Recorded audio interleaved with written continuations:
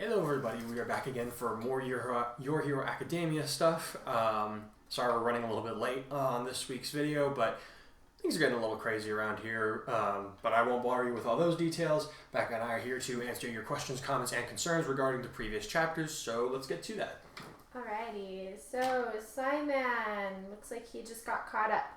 So, I think this is on a previous chapter that we already did, but that's fine. Mm-hmm. So, nothing too special with this chapter to comment on besides two things. I'll get on them later. But right now, I'll give the basic feel of this chapter. It feels like the same scene as if I'm watching from the anime, just with Kurai, and the narrative being mostly centered on him. Anyway, first thing to comment on is how Kurai is helping Deku out without giving him advice and tips on how to control his quirk. I'm going to guess that this is partially based on how Deku used his quirk at 100% during the USJ incident and didn't break his arm, which was never explained, but again after he brought that up to All Might. But I feel that Deku should at least have his training with Gran Torino to be where he fully controls his quirk, just like the original, as that was a great moment. Do you want to pause? Or? Yeah, I feel like there's enough to go over there real quick. Okay, so in regards to the narrative thing, well, yeah, this is centered on Kurai. This is his take on the story. So yeah, of course it's going to be centered around him. As for him talking to Deku, I mean, so Kurai mostly keeps to himself, but he sees somebody that's having a hard time. Yeah, he's training to be a hero. He's going to reach out to somebody who looks like he needs a hand. And he can relate to somebody who has a hard time controlling a quirk that they're not used to or that's just difficult to get a hold of in general, as we see later in the chapter. And it's one of those things where when you're around people who have similar similar strengths and weaknesses to you, and who's also pretty, how do you say, advanced in your craft, whatever it is, you tend to kind of sharpen each other. I don't know, for me, it's if you're in an art class and there's a bunch of other really, really good artists in the same class, it can be kind of intimidating, but it also kind of drives you to do better, and I'm sure it's the same with sports or whatever. I'm not an athletic person, but I think that it's kind of like that where, again, we have this new character, and obviously he's a kid too, so he's not going to be able to fix all Deku's problems, but it's going to be one of those things where they have a friendship where they kind of can sharpen each other. Yeah. As to regards to the power scaling thing, no, Deku did not just use one for all at 100%. He used it at 5%. I went and looked at the episodes where he's able to use 5% of his power, and what he was able to accomplish. And in this one, the long distance jump, which is where he first debuts his power as opposed to the ball throw in this one, I based that mostly on when Deku and the others go to rescue Bakugo from All For One and the others, because he looks at Bakugo, he's like, okay, he's 50 meters away, I can get there in 2 seconds if that. So I based that, I took that and I based that on how far he would have been able to jump just in a single movement, which I thought was a pretty apparent reaction. If he used one for all at 100%, he'd be halfway across the city. There's no way he just made 50-meter jump with just that. Yeah, no. I'm not entirely sure what happened with the whole punch that he landed on Nomu at the USJ. I'm hoping we get an answer to that eventually, but I have a theory on it, but I don't want to do any spoilers for people that haven't caught up on some elements of the anime and the manga, so I'm going to put a moratorium on that right now. Cool. So the second thing definitely has to be that extreme overreaction Kurai had. Even if the use of his quirk makes his mental state deteriorate, I feel like that was very overkill to have him get that hostile about it to want to get that hostile about it to want to attack Aizawa.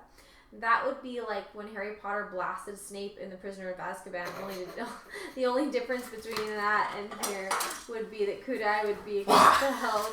No question asked. Okay. So, what's the saying? For every action, there is an equal and opposite reaction. And there is some psychology that's going to go into this as well. I might have covered this in a previous video, but I'll go over it again. So, Kurai is insanely powerful. like, the prognosis of the story is that he has a quirk that will one day allow him to be on par with one for all or all for one. That's the start of the whole thing. And as such, he needs to have an equal backlash to such a power. And that is his mental state deteriorates and he can end up with a full-blown aneurysm, which can very easily kill him. And the psychological aspect that comes into it is he's a teenage boy. Teenage boys do really stupid things. They don't have full control over their impulses. They don't check their emotions. They just act on whatever feels is right at the time. Take that and give it to a superpowered boy whose negative side effect is that it makes those kind of impulses even harder to control. What do you think he's going to do? Well, that's the thing. I think that he's more questioning the fact that he didn't get in more trouble for being hostile with the teacher. Well, he didn't actually... Okay, go back and read the chapter in that case again, because he didn't actually do anything to Aizawa. When it came to him getting mad at Aizawa, it didn't even look like he was going to do anything. Like, Ida knew. Ida knew what was about to happen because he's his best friend. He's known him for years. He sees the gears turning behind the closed doors, and he's just like, oh, okay, this needs to stop. Dude, don't do something you're going to regret. And then Kurai went out like a light before he could actually even look like he was going to really do anything. Okay. Does that make sense? So are you saying that his reaction was more internal? Yes. Okay, because definitely when we're reading it, it does seem like it's this external explosion. I don't think your readers or I realized that it was more of an internal. He vocalized that he was getting mad, and maybe he had some body language happening, but he didn't actually do anything that would have landed him in trouble. Okay, all right. I mean, I don't know if that answers. I feel like that answered the question either way it was posed. So, all right, cool. And I'm not mad, dude. Let me get that out of the way. I'm just like, I don't know. I get into these characters, so I guess I feel the need to defend them. Alright, my opinion as a kid did go up slightly during this chapter, as unlike Kaidan, Kurai didn't stick his nose where it didn't belong, especially considering most fics just beep on Bakugo and make him worse than he actually is. But that moment made it back to square one, so we'll see what happens from here. I mean... Anyway, keep up the good work and stay safe, man. Your waifu and Spawn both too. Well, everybody's safe on that account, yeah. COVID hasn't gotten us yet. What was I going to say? So, yeah, I mean, yeah, I've noticed that a lot with a lot of other fan stories that I've read with My Hero, with the My Hero category, is that a lot of them, like, take their own hatred of Bakugo and invest it in these characters when they should have no real knowledge of what Bakugo did to Midoriya when they were kids. I mean, the only thing that I can do with Kurai is have him act on his own personal dislike of Bakugo with whatever knowledge he has of that. He doesn't know what Bakugo did. He just like, wow, this kid's kind of a jerk. How did he end up here? Whatever. He doesn't really... He basically thinks of him like everybody else thinks. Yeah, he's like, that guy's a jerk. I don't like him. Moving on. Mm-hmm. He doesn't have a personal reason to hate him. Myself, I don't like Bakugo. I don't. I like what they do with... I like his character progression. That doesn't mean that I like his character. Yeah, there we go. He's still a big-time a-hole, and I don't like him. That's reasonable. But He's the Vegeta of the story. Yes, he is, but he hasn't gotten to the part... He still has yet to earn that spot where Vegeta... I mean, yeah, Vegeta's worked for it for like... Yeah, he's not as great as Vegeta. Vegeta's worked for it for like 20 years. So. I can tell that's what they're aiming for, though. Oh, yeah. I hope. I mean...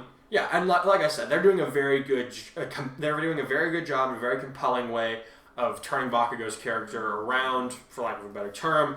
I'm still not there yet where I like him. I remain cautiously optimistic that the author will be able to do that eventually, but time will tell. All right, cool. So this is for the current chapter. One more thing. Sorry. I'm glad that you at least are neutrally inclined toward Kurai as opposed to negatively inclined like you have been with Kaidan. So, alright, now we can move on to the current chapter. Sorry. So, Meijin Lightus, this story is getting better with each chapter. I am also wondering who Kurai will be paired with. But anyway, great chapter mate, can't wait for more Blade Hero Light, signing out. Well, I mean, I thought I made it obvious who he's going to be paired up with. I mean, the pairing is on the... But if you don't know, okay, cool. Find out. You can read on, find out. Cool. I think you're gonna have some people mad at you, but I have people mad at me no matter. I have some people mad at me no matter what I do. Yeah, we'll see. Maybe I hope we didn't just freak you out. Okay. But thank you for your support. Cool. Fairy Sing Girl, awesome job on the karaoke part. Karaoke's always fun, smiley face. Yes. And now it's All Might's hero basic training class. Can't wait to see how Kurai does in this class. I think you guys will like what I do. It's I mean, you guys are about to hear my dramatic reading here in a few minutes, so yeah. All right. look at that. So, Simon, this chapter is 10% dark, 50% cheese, and 30% meta. I honestly don't have much to say for this one at all, besides the fact that I feel like all the meta references to other series and the Kurai and Mina bonding moments feel a bit forced for my taste. But I will say this though. Boo! You ruined All Might's hilarious I am coming through the door like a normal person line when he enters the room and he calls for his students. And he calls his students zygotes, not newbies, as he inherited from grandchildren, thumbs down. Well, okay, I think I just figured out whether or not this guy watches subs or dubs, because I never heard All Might call any of them zygotes. And I went and watched the episode before I wrote this, and he says, "I am here, coming through the door like a hero." So, blame that on Funimation dub if you have to blame anybody, but I'm sorry, and I know I'm about to start something here, but I gotta say it. You're gonna get so much shade. I'm gonna get so much shade for this, but I gotta say it. I'm sorry, Chris Sabat's All Might voice is so much better than the sub. The sub guy does great, don't get me wrong, but I feel like Chris Sabat just embodies the voice of All Might. That is what I have in my head whenever I think of All Might's "I am here." He's so goofy. And don't get me wrong, that's a great line. I think that line's hilarious. I'm a little sorry that they didn't use it in the dub version, but they didn't, and that's what I'm mostly going off of. So, oh man, you out of luck. You're gonna lose so many brownie points because you don't watch it. I know. I think I just tanked on the karmic scale for some of these people. Yeah, that's okay. But that's okay because All Might is still All Might, and I love him. He's honest to goodness my favorite superhero. Superman's up there. He's great. He was the first one. Captain America, out of all the live action heroes, probably my number one. But All Might's my favorite. He's just so amazing and hilarious, and I love him. And I want to do his character right. So I'm sorry if I didn't do it quite right this time, but what are you going to do? Yeah, alright. Sorry. That's what we got for this week, Sorry, one more thing about the meta references. So, yes, there are going to be there's going to be shonen references so much in this story. Yes, they are in a shonen comic, but in this shonen comic, other shonen comics exist, and they don't know about it, and it's kind of just my own little thing to laugh at. Sorry if that's not your cup of tea, but it makes me smile, so I'm going to keep doing it. You're still sticking around, though, so I assume that you're going to at least continue giving this story a try. I am still confident that I can turn you around on this one. Because, yes. Cool. And... that was the other thing. The Mina and Kurai bonding moments feeling forced. Okay, never mind. Sorry, yeah. I thought it was... I mean, that's what he was talking that is what he was talking about. Sorry, yeah. Yeah, I don't know. Did it feel forced to you? I don't think it felt any more forced than... I didn't even really notice the Mina bonding moment. He sings karaoke with Mina and she's being all flirty with him. That chapter. Yeah. Sorry, I was thinking about a different chapter. My bad. She was acting flirty with him. I didn't think it was anything that was out of character for her. I don't know. She's not super... I don't know. No, she kind of hit on Todoroki a few times. That's true. But he's Todoroki. He doesn't have time for that. Clueless, yeah. Yeah, he's also clueless. I don't know. Horribly. So. I mean. I don't know. I mean, I guess it could have come off as forced, but I mean, it is what it is. It's not really anything I can or am going to do to change it now. I don't know. Do we have any more? No, that's. Sorry, dude. I'm gonna write the story that I'm gonna write. And I can I'm still confident that I can turn you around, and I do believe that eventually you will come to like this one. And if that's everything from everybody, then thanks everybody for leaving your reviews. I'm really excited to look forward to seeing what you have to say. You're about excited the next to look forward. I know how to English very good. Clearly. You guys go ahead and enjoy or cringe at my dramatic reading of the next chapter. We will see you guys in just a little bit to discuss the behind the scenes for what went into this chapter. Principles. All Might began the class by explaining that they would be conducting mock indoor battles in a total of 10 teams over the course of 5 rounds. One pair of students would play the role of heroes in the battle, while the other would pretend to be the villains guarding a bomb hidden somewhere in one of the many buildings surrounding them. The heroes would have no idea which floor the bomb was on, while the villains would be shown directly to the foe device in addition to having 5 minutes to prepare for the arrival of their classmates. At this, Mina frowned and said, "That's not fair! The heroes are at a total disadvantage!" All Might grinned. "That may be true, but think about it. Heroes usually put in tough spots like this, considering all the dastardly things villains will do to gain an advantage. Taking hostages, setting up explosive devices like this one, or even threatening the livelihood of a city with bioweapons. Yet, in spite of these risks at heroes, you must learn ways to overcome such odds." "No pressure, huh?" Kurai muttered to Ida, who remained quiet. "Now then!" All Might boomed as he began to open up a notebook, which looked hilariously small in his massive hands, and began to read off a list of the students that would be paired together. Midoriya and Uraraka were set to be a team, which Kurai found himself glad about. It would be good for the boy to be paired with someone with whom he was comfortable with. Unfortunately for Ida, he was paired with Bakugo. Turning to his friend with a grimace, Kurai said, try not to get caught in the crossfire?" "I'll do that," the armored boy muttered, clearly a little nervous about having to work with such a volatile partner. Mina was paired with the naval laser boy, something Kurai was also relieved about for reasons he didn't completely understand. "She's just a little too familiar for how little we know one another," he reasoned. He had seen her to be incredibly energetic and friendly with other people, but it was still off-putting to him, being the mild introvert that he was. However, his relief was short-lived as he found himself paired with the very attractive, barely clothed Yaoyorozu. He reddened instantly when Ida nudged him in the ribs and whispered, "Make sure to remember you're going into a fight, not on a date. I can still use your engine parts for my bike," he muttered back in a strained voice. The first battle was between Ida's team and Midoriya's, with Kurai's best friend playing the role of villain. All Might led the rest of the students down to a bunker where they could watch the matches in safety. However, he did alert them to the fact that this was so they could take note of their classmates' strategies and mistakes, not for entertainment. The battle took up most of the 15 minutes, and although there was no audio coming through, it became more apparent than ever that Bakugo held some kind of grudge against Midoriya.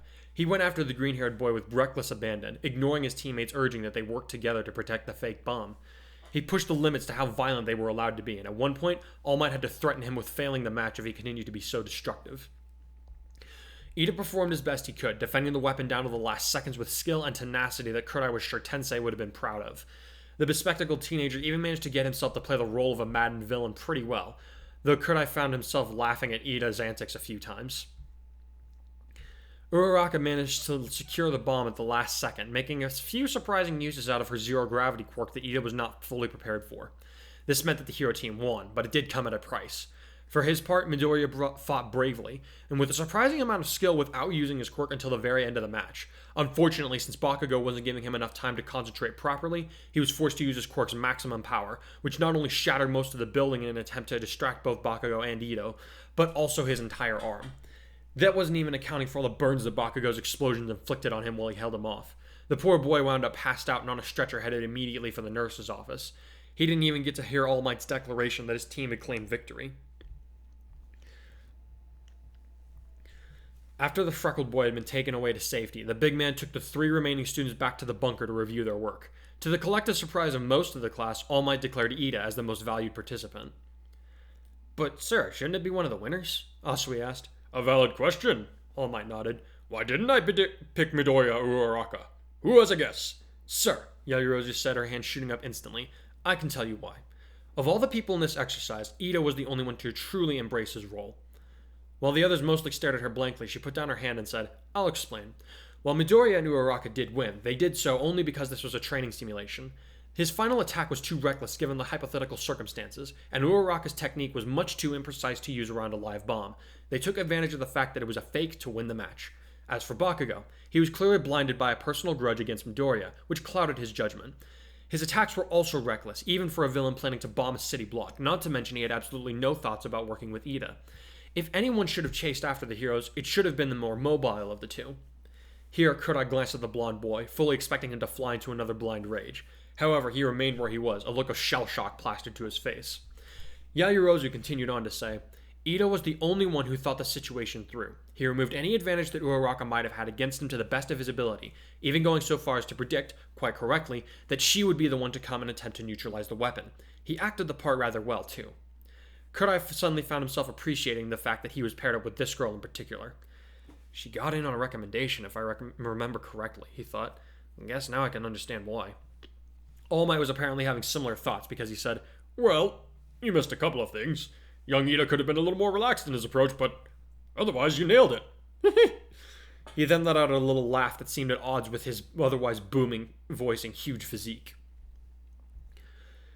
The next match was over almost frighteningly fast. Todoroki, the boy with red and white hair, and Shoji, the young man with 6 arms, were set to take the bomb from Hagakure and Ojiro.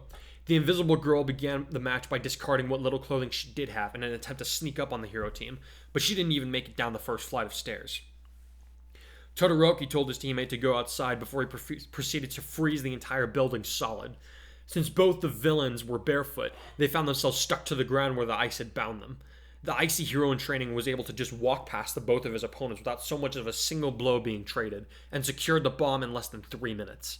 Not only that, as soon as his team had been declared the winners, he emitted a blast of heat that dispelled all the ice he had created. All Might praised his skill, highlighting the fact that he had managed to so effectively disable both of his opponents and the bomb without giving them any warning, while also managing to keep his teammates safe.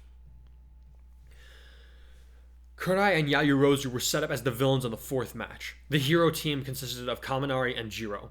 Once the two of them were inside the building and out of earshot from their soon-to-be opponents, Kurai turned to his teammate and said, "Okay, mind if we talk quirks while we're setting up?" "That sounds excellent." Yaoyorozu replied with a nod. "Allow me to go first?" When Kurai nodded back, she said, "My quirk creation allows me to make any non-living thing that I want. However, I have to understand the molecular structure of what it is that I want to make, or else I can't produce the item. I also essentially have to secrete the items out of my bare skin, which is why I designed my costume the way that I did." Kurai blinked, impressed. "It's amazing," he told her. "Also explains why the perfect student would dress like that." "No wonder you got into UA." "It's not all it's cracked up to be," she said with a small laugh. "The molecules to construct these things have to come from somewhere, right? The other limit to my quirk is based on how much food I have in me. That's where the reconstructed atoms come from."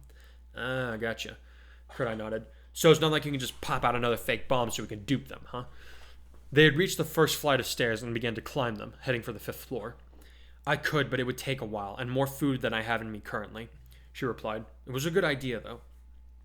"What about technology stuff?" Kurai inquired, an idea beginning to form. "What kind?" his partner asked. "I can make lots of things, some of them technological." "How about radios like the one that All Might gave us?" he asked as he tapped the little earpiece currently residing in his right ear. "I could, yes, but what would be the point?" she asked him with a small frown as they reached the 2nd floor. "That depends on my next question," Kurai smirked. "Can you make something to jam the frequencies of our classmates' radios so they can't talk to each other if they got separated?" "I could fashion an EMP emitter, but that would knock out our equipment too," the girl frowned.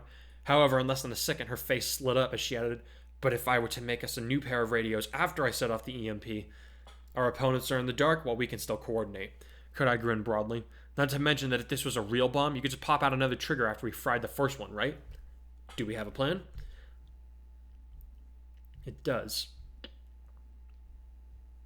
She nodded. "But while I'm doing that, what will you be doing?" "I'm going to try and keep them away from you while you guard the bomb, if that's okay," he answered. "Like you pointed out with Ida's match, the more mobile of them should have gone after the heroes. No offense, but I think my quirk is more suited for going on the offensive than yours." "You can create energy blasts, right?" his partner asked. "I can also use that energy to reinforce my body to make me faster and stronger," Kurai nodded. "However, the part of my brain that triggers my quirk affects my frontal cortex. If I overuse it, I become incredibly aggressive and difficult to reason with. And if I keep overusing it beyond that point, I can experience a seizure like you saw yesterday, or even an aneurysm." "Oh dear." Yaoyorozu gasped, her eyes wide. "Will you be alright to take part in a battle then?" "Oh yeah." He nodded confidently as they passed the 3rd floor. "See my armor?" He touched his chest piece with his right bracer, producing a small clink. "My brother, whose quirk basically makes him a genius, helped me design it.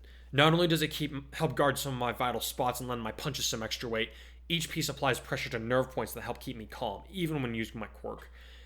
Downside might be that I can't let off as much power in one go, but if that means no passing out from blood in my brain, I am more than happy to make that trade." "That is quite the relief," she agreed. "Very well. I'll let you take them on as soon as I've disabled the communication. I'll also work on reinforcing the door with some metal bars so they'll have a hard time getting in, just in case one manages to sneak by you." "Good idea," he acknowledged as they reached floor 4. "You know what kinds of quirks our opponents will be using?" "Jiro has very sensitive hearing, so she'll probably try to locate us quickly enough," Yaoyorozu said after a moment of thought. She also mentioned that she can use your ear jack to produce very loud sounds on contact, though I'm not entirely sure how she does it. And I believe Kaminari has some kind of electrical quirk. Thought so. Kurai nodded. Matter of fact, I think I saw him recharging his phone with his bare hands when we were at karaoke. He must have an impressive level of control over his power if he can charge a device that requires very little electricity without causing it to explode in his hands, Yaoyorozu noted. Could be. I'll watch my step around him, Kurai promised as they stepped into the 5th and final floor of the mock office complex. Now where is that bomb at? They spent the next few minutes setting up for their classmates to come in and try to wrest the weapon away from them. The first item Kurai's teammate produced was the EMP device that he had requested, warning him that if she couldn't make the new earpieces until the device was set off, otherwise they risked destroying the new comms in the same blast. With that in mind, she began to produce steel beams that she could use to reinforce the door as soon as Kurai had the new earpiece in his hand and left their position. I must admit, this plan of yours is a little more advanced than I would expect from an average junior high graduate, Yaoyorozu commented at one point. Kurai laughed at that, and when she looked at him with puzzlement, he explained, "We're in UA High. No one in this class can be called average." "You know what I meant," she replied with a roll of her eyes. "I was admitted on recommendation, and I didn't come up with a plan anywhere near this clever. My first instinct was to fight a completely defensive battle, yet you have devised a plan that allows us to strike at the enemy team before they even set foot in the building." "Well, yeah, Kurai shrugged. "I'm a little more strategically aware of how fights between villains and heroes usually go, I guess." "Are you related to a pro hero, then?" Yaoyorozu inquired. Kurai was about to answer, but just then All Might's voice came in on their headpieces, saying, "Let the match begin. Good luck, heroes. Also villains. Show us what you're made of." "Game on," Kurai smirked as he held the EMP. "Ready?" "Yes." His teammate nodded sharply. All business now. With that, they removed their earpieces and set them a few feet away from themselves. As soon as they had, Goron hit the little red button. Kurai hit the little red button on the weapon, and immediately felt a short tingle as it activated. Less than a second after that, the lights in the building went off, all at the same time that the comm devices gave out little spats of electricity, frying them. "Good thing we weren't wearing those," Kurai muttered, as Yaoyorozu immediately fashioned him a new one. As he put the little communicator in his ear, she surprised him by handing him what looked like a grenade. It's a flashbang, don't worry," she chuckled. "I'm not as crazy as Bakugo." Good to know." He grinned back, reassured. Stepping out of the room, he said, "All right, be seeing you." The earpiece bleeped as he turned around the corner, allowing him to hear his partner say, "Good luck, Hikari." The hero team was not hard to find for Kurai. Not because he was particularly skilled at detecting enemy forces, but rather because Kaminari and Jiro were arguing a little too loudly. "I'm just saying, maybe we should head back out and see if All Might calls off the match," Kaminari was protesting. "We can't really do this with malfunctioning gear." "We'll be fine," Jiro insisted. "Real heroes can do the job with or without their equipment. If we want to be pros, we need to work around problems like this." "I tried to give him a jump, but your amplifiers might still be shot," Kaminari groaned. "Without that, we..." "Shh!" Jiro suddenly demanded, causing Kurai to freeze in place just around the corner of the hall that the other two students were in. To his credit, Kaminari did as she requested, speaking softly so that Kurai could barely make out. "What's wrong?" "There's someone on this floor, close by," Jiro asserted. "I think it's probably..." "Surprise!" Kurai shouted as he pulled the pin on his grenade and flung it around the corner. "What the..." Jiro's exclamation of surprise was cut short as Kaminari caught the grenade and fried it before it could go off with a single burst of electricity. "Huh," Kurai muttered, a little more than surprised. "That was not supposed to happen." "A grenade, dude?" the blonde kid demanded. "Really? I know you're the villain, but that's taking it too far." "It's a flashbang, genius," Jiro told him as one of her auxiliary jacks plugged itself into the corresponding boot. "Also, get him!" "Oh, right!"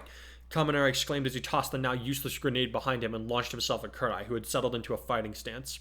Electricity crackled along his arm as he aimed to punch Kurai in the face, who decided he would prefer to avoid that. So he ducked the punch and retaliated with one of his own, a straight shot to the stomach that was enhanced by his quirk, so that it sent his classmate flying into the wall hard enough to take him down for at least a few moments. Before he could turn to deal with Jiro, however, he was blasted back by an explosive wave of sound that was akin to something like a beating drum. The source was the girl's boots, and apparently her auxiliary jack had something to do with it.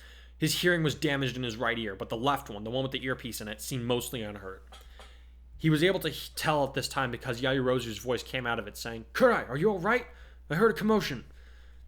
"I'm alright," he grunted as he forced himself to his feet. Kaminari neutralized the grenade, and Jiro had some kind of tech in her boots that creates sonic pulses. "Do you need backup?" "Nope," he replied as he dodged around the corner before another blast of sound could hurt him.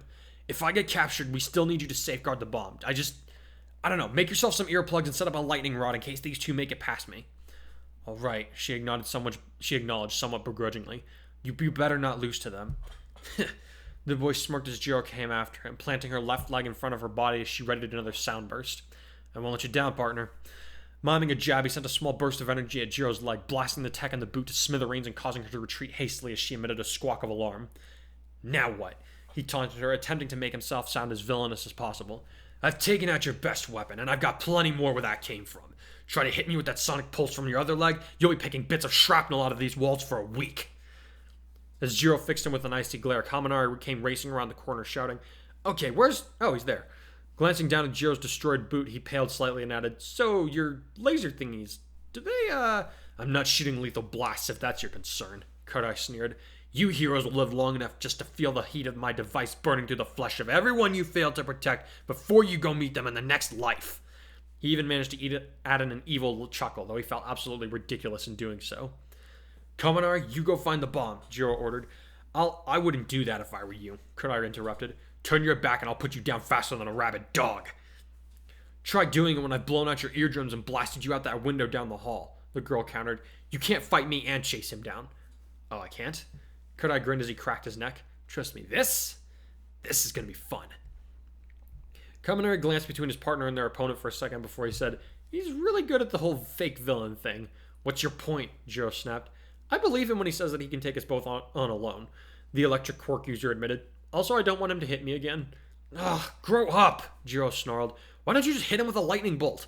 I already told you, he shot back. I can cover my body with electricity, but if I try to shoot it out, it'll just go everywhere. You'd be zapped too. I'll be fine, just take him. Blam! Kurai shot forward so fast he was just a blur, his fist catching Jiro completely off guard as it struck her in the chin, sending her backpedaling off balance. Before Kaminari could even conjure so much as a spark, Kurai blasted him with an energy bolt that smacked him up into the ceiling, then on his way down, met his chest with a roundhouse kick that reintroduced him to the wall before he finally fell to the ground, unconscious. Kaminari is down, he informed Yaoyorozu. Jiro isn't far behind. Excellent, the girl replied. How are you holding up? Still having trouble hearing out of my other ear, but I'll manage, he grinned. See you in a few minutes. Oh, you gotta be kidding me. Jiro grunted as she stood up shakily, wiping blood off her chin as Kurai returned his attention to her. How could he be that useless? A word of advice, hero, Kurai said as he held out his right hand, palm open to face her. Instead of just telling your teammates your demands and then expecting them to be the reality, try actually treating them like a partner. Maybe next time, you won't lose this badly. An explosive bolt hit his classmate and put her lights out right before she could hit him with a sound blast. Kurai wound up tossing Jiro on top of Kaminari before sitting on the two of them to keep them in place, since he couldn't risk Yaoyorozu coming down and leaving the weapon unattended. He knew that he could actually do so in this situation, but if it were an actual bomb, he knew that no competent villain would ever leave their weapon unattended, risking that another hero might come to prevent their actions. Whatever the case was, he waited for the teacher to arrive while he sat on the sleeping classmates after confirming to his partner that he had defeated both of the other students. All Might appeared a few minutes after that, a serious look on his face, which wasn't exactly what Kurai had expected. As his teacher approached, she said, So, did our team win? You did, but there was an unintended consequence to your plan. All Might sighed. That electromagnetic burst disabled not only my way of communicating with you and your classmates, it also scrambled the surveillance equipment I was supposed to be using to monitor you. I was only able to catch the last few seconds of the fight after having to reboot the entire system. Kurai paled rapidly, sweat lining his brow. I am so sorry, All Might, he said with a swift bow. The plan was mine. I didn't think about how I could... No, it's all right, the giant man sighed. How could you have predicted such a consequence? The fault falls on me as your teacher for not warning you not to damage the surveillance cameras. Though, in my defense, I didn't think there has ever been a problem before. The cameras were made durable enough to withstand blasts like Bakugo's, and even electric powers like young Kaminari. I give you full marks for ingenuity, if nothing else. Hearing that made Kurai feel a little better. Raising his gaze to look at his teacher in the eye, he said, I still apologize for the inconvenience, sir. I'll accept any punishment that you see fit. Ha ha ha ha ha ha! All Might chortled. Come on now, I'm not Aizawa. You did good, kid. I just wanted you to be aware of your actions for future exercises like this one. Giving the kid a pat on the back that nearly put him through the walls, the pro hero retrieved Kaminari and Jiro before declaring, Now let's go get Miss Yaoyorozu and review your work. But the footage didn't get recorded, Kurai pointed out. How are we going to do that? After making sure the 2 unconscious students were on their way to the nurse's office, All Might took Kurai and Yaoyorozu down to the bunker, where the 2 of them gave him a play-by-play on what he hadn't been able to see himself. Kurai was docked a few points for allowing Jiro to catch him by surprise instead of immediately pursuing an attack, while the 2 of them were distracted by the flashbang, even though it had failed. Despite this, and the fact that Yaoyorozu had performed her role perfectly, Kurai was named the MVP by All Might due to his tactics and combat skills. While the next round of the students were setting up for their own encounter, Yaoyorozu came up to her partner and said, "You didn't tell me." I didn't tell you what?" Kurai asked her, genuinely confused. "You evaded telling me how it is that you planned for a battle like that. Looking at the big picture instead of just focusing on the person in front of you," she insisted. "How do you know all that?" "Midoriya kind of has that stuff figured out too," Kurai tried, but the girl was already shaking her head in the negative. "Whether or not he can do the same thing as you doesn't answer my question about how you yourself know such matters," she insisted. "You're powerful enough, smart enough, and have the training to get in on a recommendation, but you didn't. Why is that?" Kurai noticed a couple of the other students looking at them with curiosity, so he motioned with his head for the girl to follow him to the back corner of the room. Once they had a little more distance between them and the others, he muttered, "You don't take no for an answer, do you?" "You haven't actually told me that you don't want to discuss this," Yaoyorozu replied. "If that's the case, then simply say so." "No, you are my partner for today. You deserve to know a little bit about me," he conceded with a small sigh. "You're right. I could have gotten in a recommendation. But I chose not to," he admitted. She gaped. "Why wouldn't you?" "I wanted to earn my place here, not just have it handed to me on a silver platter," Kurai interrupted her. "It wouldn't feel right to me. They have entrance exams for the students to get." "I know that, but that's just a formality," Kurai shrugged. "No one's gone through the tests that haven't passed them in the history of the school. It's just basically a way for them to assess our potential, like Mr. Aizawa did on our first day of class. That's not the way I wanted to get in." "Be that as it may, you still haven't told me how you have the skills you do," she insisted with a frown. "Also, who would have been able to put you up for recommendation, but not done it because you asked them to?" "My old man," Kurai shrugged. "He's not a pro hero, but he's definitely a very distinguished member of the city's community." "Why's that?" "Because he's the city's police commissioner." Okay, so now you know how Kurai's first day of combat training went. He fortunately did not bleed out of his head again. And it seems like, and he actually did very well in his first day of class. Yeah, I felt like this one, for me, I know like some of the reviews were talking about the last one being similar, but I feel like to me this was the chapter that was a little bit more similar to the anime than not. Yeah. I mean, at this point, it's like this character's just been introduced, and like there's not really a lot of chances for him to like make an impact on like. I mean, as far as they're concerned, like they're just going to school. Like there's not really too much that I could or should change. I feel like at this point. But yeah, he does make some minute changes, and that's what I focused on, as small as those might have been. I thought what I liked doing for this chapter was getting to explore his costume a little bit, because like in some of the early episodes, like you see Bakugo like showing off his costume. He's like, "Hey, these gauntlets aren't just for show; they actually store up my sweat." Guess what happens when I have a lot of it? Kaboom! So I wanted a chance to show some of Kurai's more practical applications for his outfit. It's not the same as the one that you're seeing like somewhere around here, I think, but it's an earlier version of it. It has more armor on it. The armor is meant to apply pressure points to help calm him down. There are such things like if you're working yourself up, there's pressure points you can put on your arms, and they'll help you chill out. I applied some of that to the armor that his brother designed for him. We kind of covered how his brother's super smart, and he, of course, like having a good relationship with his brother would help him, try and figure out a way that he can fight without killing himself, essentially. That was the fun part for me. What did you, like, was there a difference that, for you, that you were into? Was there a difference that I mean, Sorry. I mean, like, I feel like in the original episode, like, we really focus on Deku and Bakugo's fights, and everybody else would just kind of gloss over. Oh, okay, yeah. I mean, it was interesting getting to see that Yaoyorozu's fight, even though it kind of, well, we got to see it in the anime, didn't we? Very briefly. We know that she was. Elaborate on it. It was her and Mineta versus Jiro and Kaminari.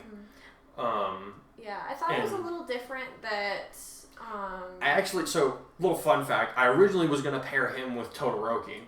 I was gonna pair him to go against Todoroki. But I decided that fight would just end up being like way too nuclear. Yeah. And like the class had enough excitement for one day.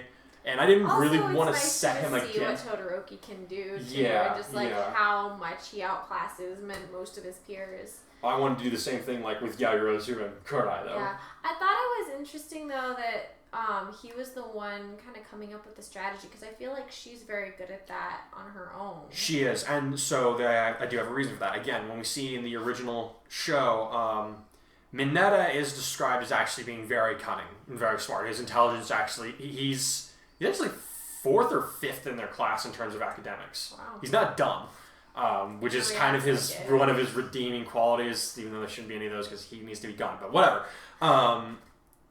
But Yaoyorozu took the lead in the fight because you see her just basically making a barricade for the door like it's almost impossible to get through. And basically she set it to fight a purely defensive battle. Mineta didn't really do anything. So yeah, normally she would take the charge, but as revealed at the end of the chapter, Kurai has a reason for he has a very strong personality, and there's a reason why he thinks strategically as opposed to like most of the other kids who are like, ooh, I want to see what my costume can do, and I want to test the furthest extent of my powers now because this is the first time I've been allowed to let loose in my entire life. He's been trained to some degree. He's smart and he's strategically aware because his father is in charge of all the police officers that go throughout Mustafar City, where a lot of the hero incidents take place, where UA is. There's a lot of villain activity that's going to happen. So he's going to have grown up hearing from his dad, oh, this villain did this hero did that, so on and so forth. He will have grown up immersed in this type of culture more so than kids who just watch it casually on the news or have some hearsay. Yeah, so it's like he's kind of, he's had to be in that whether he likes it or not, too, because, like, Deku, we know he's really good at strategizing. He obsesses over it. He's watched so much, and that's what he does as his pastime. But for Kurai, it's just like it's his way of life. It's just like me. I was raised by a musician, so it's like for me, certain musical things, they're just like, oh yeah, that just comes natural. Wait, not everybody else knows how to do this? That's weird. Yep. Just because that was just what I was immersed in as a child, and it was just normal. And to a lot of degrees, and I know this isn't necessarily the case with you, but a lot of people that I've known, they grew up in that kind of environment. They almost resent it because it's like, I wish I had the chance to grow up with something else kind of thing. Mm-hmm. And Kurai's not like that. He it's not like he obsesses over it like Deku does. He's not so hyper analytical over everything. It's just, again, it's what he's grown up with. I thought it was pretty funny too. You can tell he and Ida are best friends because he did the same thing as Ida, where he was doing. He starts role playing as the villain. Yeah, and that was I think Ida's the only one who had done that originally, and it's kind of funny to see, they're different people, but he's doing it in his own Kurai way. even kind of laughs at him while he's doing it, too. Yeah. And then he does the exact same thing. So, yeah, I thought that was a cool way to kind of show off, they're very different personalities, but they've shared a lot of experiences together. Mm-hmm. And it was just a way for them to kind of have some fun. Sorry, I had something else that I was getting at. No, it's okay. That's what I was saying is Kurai doesn't resent the way that he grew up at all. He knows that what his dad does is good, and he wants to do his part in the next generation. And I think that kind of helps explain how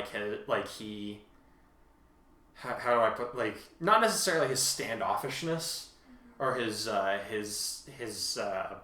introvertedness, but kind of just the way that he looks at everybody. You kind of already see that when he first comes to the classroom, he notices this about this person, he notices this about this person. They seem to have this kind of personality. He picks up on all these things very quickly. A lot of people I know don't do that. Yeah. I do that, and there's a reason that I do that I'm not going to get into right now. But I kind of wanted to start getting at he would seem too perfect if there was just this is the way he is. But I needed to give a reason for There's a reason. There's a reason for his reasoning, I suppose I could say. Wow, I am in rare form today. I am Captain Redundancy, why don't we call me? I'm sorry. Anybody else in the class want to share? I'm really tired too. I don't know. let's see, what did we cover? Let's see, we covered his costume design with his brother. We covered his relationship with Ida, his relationship with Yaoyorozu, and him being the son of a police officer. I mean, we'll see how she responds now, because I feel like that was almost a slap in the face where she was like, "Yeah, I got it on recommendations." And he was like, "No, that wasn't really earning it. That was." I know, and I feel like he wasn't intending to be rude, but I don't know. I feel like I would have taken that like, "Oh, ouch! You're saying I." There's something to be said for a lot of my characters being dunderheads. Yeah, because like honestly, I feel like almost anybody would feel sensitive about that, and Yaoyorozu is very conscious, like self-conscious. I feel like. We definitely see this a lot during the last couple seasons. Yeah, so I feel like it's going to be interesting seeing how their relationship may change if she's feeling miffed. Because I would feel a little bit offended and like bad about myself. They got a really solid start. I feel like they worked well together. Yeah, they did. But I feel like having that conversation right at the end would be like, ooh, yeah, that's a big oopsie. It's a big oopsie. But yeah, I think that was the only other thing that really stood out to me for this one. All right, I think I've covered everything that I can. So I just want to say thanks again, guys, for coming and watching. I hope you enjoyed the dramatic reading. I'll have the next one out in 2 weeks, and this one will be on its physical format and fanfiction.net coming this weekend. Other than that, stay safe, you guys. I know a lot of places are starting to open back up. I hope you guys stay healthy, whatever the conditions are at wherever you live. So, till the next one. Plus Ultra.